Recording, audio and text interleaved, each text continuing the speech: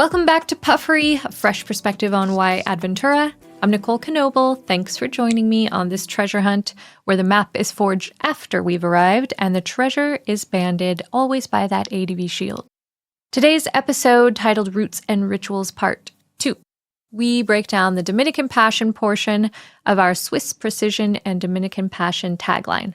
So grab your favorite blend, get comfy, and join me as we uncover the roots and rituals of ADV. In Latin culture, to do something without passion would be to miss the point entirely. And this isn't just a philosophical sentiment. It's the essence of what defines the culture itself. Passion runs through the veins of Latin life, infusing everything from music to sports to art with a profound emotional intensity that captivates the world. You can't tell me that you're going to listen to the music of Juan Luis Guerra, or watch a couple dance the bachata, or witness legends like Albert Pujols or David Ortiz dominate the field without feeling the undeniable force and passion that they have. It's what makes Latin and Caribbean culture so vibrant and deeply influential. And, I'm going to throw some food examples in there because for me, it's one of the best forms of communication. I'm not talking about mofongo being the food that forges my emotional connection to the Dominican Republic. I'm talking about the crispy rice that comes from Henderson's mom at lunch, or the chicharrones when you're pulling long hours at the factory and Henderson makes one phone call and the next thing you know, a guy shows up on a moped with a hot container full of them. Or those super cold Presidente beers. And you got to be asking for those con vestido de novia, which translates to in a wedding dress, meaning it's almost frozen, right? The condensation turns into a frost, making the bottle turn icy white. The best ever. And of course, the coffee that's always served on those beautiful little trays.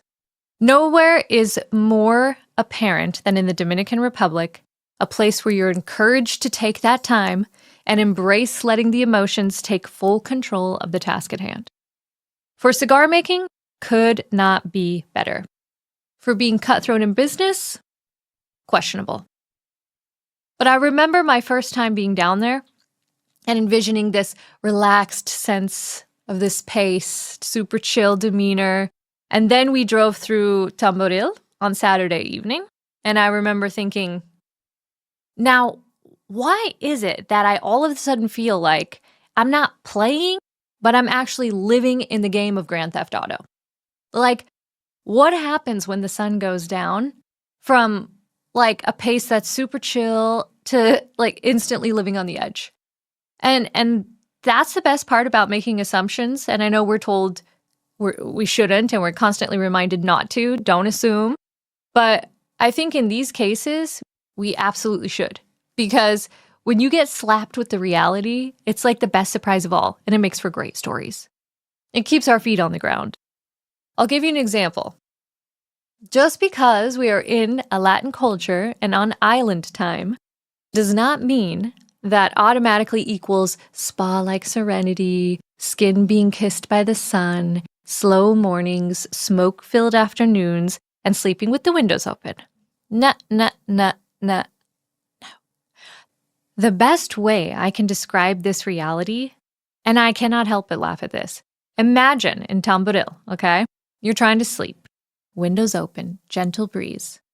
And Supercross happens to be right outside your window. And you're not there to see the 4 strokes. No. You're there to see the 2 strokes race. And the gate's up, and the riders are ready and anticipating that drop. And when it happens, they ride the whole course in first gear, full throttle. That's the sound. I'll never forget that sound. Or if you imagine the calamity of New York City, for example, with the horns and the sirens and the constant movement, like imagine all of those things were animals. And the rooster was trying to tell the story to the cat, who's trying to tell the story to the dog, and then they start fighting. That's Tamboril. And I mean, it's just comical. And in the morning, okay, don't you worry. In the morning, you don't need to get your political propaganda from the newspapers or by watching TV in Tamboril. No. There will be a Mazda B-Series driving around with speakers in the bed of the truck that you think belong at a Taylor Swift concert, and possibly a megaphone mounted on the hood, explaining to you at a decibel level that I'm sure deafens people. But you'll definitely hear what the latest controversy is and how you should feel about it. This is even more funny to me because in Switzerland, everything is closed on Sundays, even grocery stores, because it's a day designated for rest and family. It's an unspoken rule in the area that we live in. You're not even allowed to do yard work on Sundays because it's too loud, and that would disturb the neighbors and the essence of Sundays. Now, of course, in the Dominican Republic, it absolutely also has these soothing characteristics that I had first mentioned, along with these amazing microclimates. The drive to Cabarete is one that will be burned into my memory forever. Those lush green tropical forests dotted with those little tin roofs and tiny stands with coconuts for sale. The absolute perfect temperature and humidity, so good. But I love that both of those extremes exist. And it's an interesting parallel to the process of making cigars and building a brand. Producing the cigars is that rush, the deadlines, the problem solving, the thousands of moving parts and pieces. That's the Grand Theft Auto Supercross Wild Zoo part. But the reward, that serene moment when everything you've worked so hard for comes together and that perfect harmony, one slow puff at a time, that's the perfect weather, serene beaches part of the Dominican Republic. Henderson always tells me you cannot rush cigars and tobacco. And in the 20th century, when we started becoming obsessed with the speed of time, cigars easily remind us that we cannot control time without compromising quality. So let's talk about Henderson for a moment here.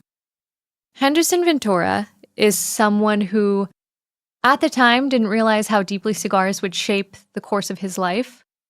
But at just 8 years old, he was sneaking cigars from his dad's stash, trying to make sense of what the legends sitting on the patio were savoring. What were they tasting? What was it about that these cigars had sparked such a reverence and conversation for him? He was a curious kid, and that curiosity kept growing. After school, instead of going to play, he went to the factory, spending hours observing each department, quietly absorbing everything. Henderson didn't need formal lessons. He learned by watching. He pieced together the artistry of the cigar making by simply recognizing the motions and the patterns of those at work. He was like a sponge, soaking in all the details without even knowing it was laying the foundation for his future. But for all the knowledge he absorbed, cigars weren't initially what Henderson envisioned for himself. He wanted to carve his own path. He wanted to go to university, study philosophy, and dive into the big questions of life and existence. However, fate, also known as Mama Ventura, had other plans. She wasn't about to let him wander too far from his family's legacy. She said, "You can read this philosophy book on your own time, but get your ass down to the factory and help your dad." And just like that, Henderson was drawn back into the world of tobacco. Though maybe not entirely by choice at that time. In hindsight, we can all thank Senora Ventura for her guidance, because without it, Adventura might have never come to be. It was that insistence and patience that set him on the path of becoming a master blender and the cornerstone of our brand. These moments, like Henderson's early factory days and his mom's gentle nudge, are exactly why we're here. Speaking of Senora Ventura's guidance and the strong family roots that shaped Henderson's early journey, it's impossible not to recognize the profound role that family plays in the industry. In the Dominican Republic, cigars aren't just about a business. They're a legacy, often passed down through generations. You could say his family's history and providing a space to see firsthand what makes a factory function, how to gain a clientele, and most importantly, have space to experiment with blends is the reason you taste what you taste when smoking Adventura. Those formative years are invaluable. When I have Henderson as my guest, we'll dig into his family's legacy and what set the tone for the Ventura family. But let's touch just for a second on an event that changed everything. 2022, as much of a tragedy as it was when the fire occurred, the devastation went far beyond the physical loss of the factory. It was the heart of the Ventura family's legacy. The place that had bound generations together through shared passion and craftsmanship. It felt like the foundation of everything we had built had crumbled in a single, irreversible moment. The impact wasn't just personal. It rippled through the cigar industry, affecting every brand that was manufactured there, including ours. And at that time, it felt impossible even to entertain the thought of a silver lining. The loss was way too great and the wound was too fresh.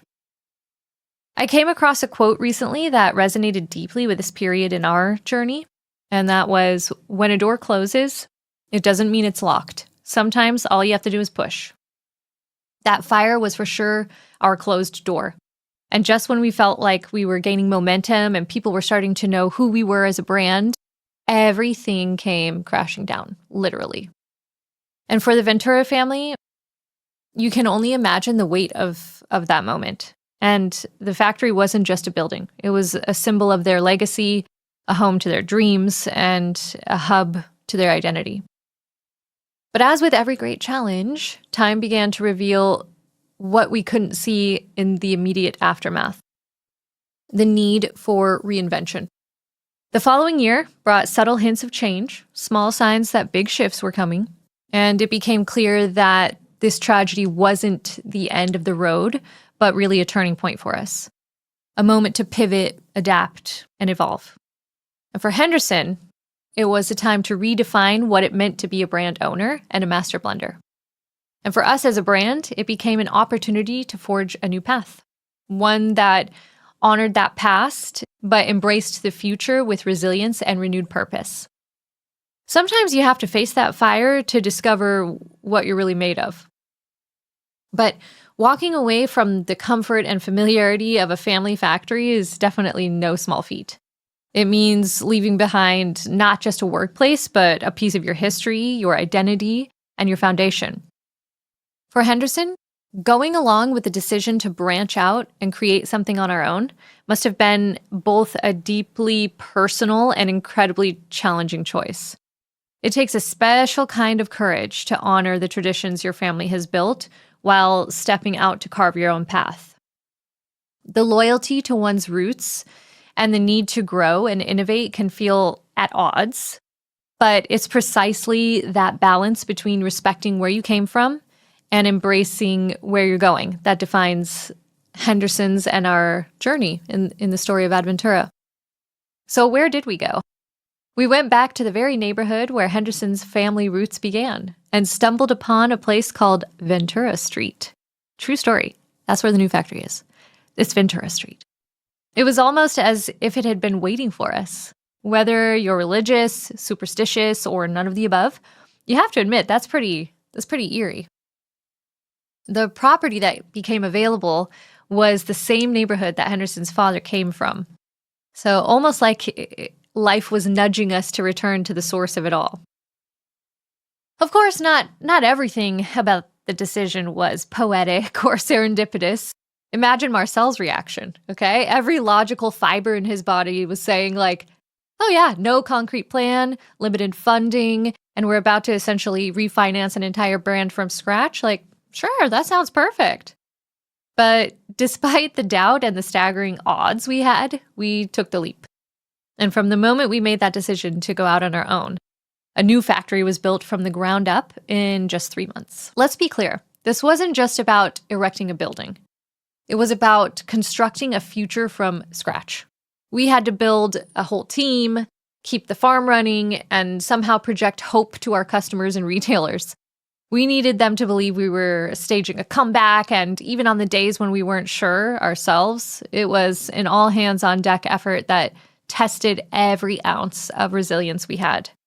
But brick by brick, team member by team member, and cigar by cigar, we laid the foundation for a new beginning. And what felt impossible became a reality, driven by determination and belief that what we were doing mattered. And while we were focused on this rebuilding, physically, emotionally, and as a brand, what truly kept us going, something that we didn't see coming, was the outpouring of support from our customers and our fans. When the fire happened, we thought we were facing this uphill battle alone, but the messages started pouring in.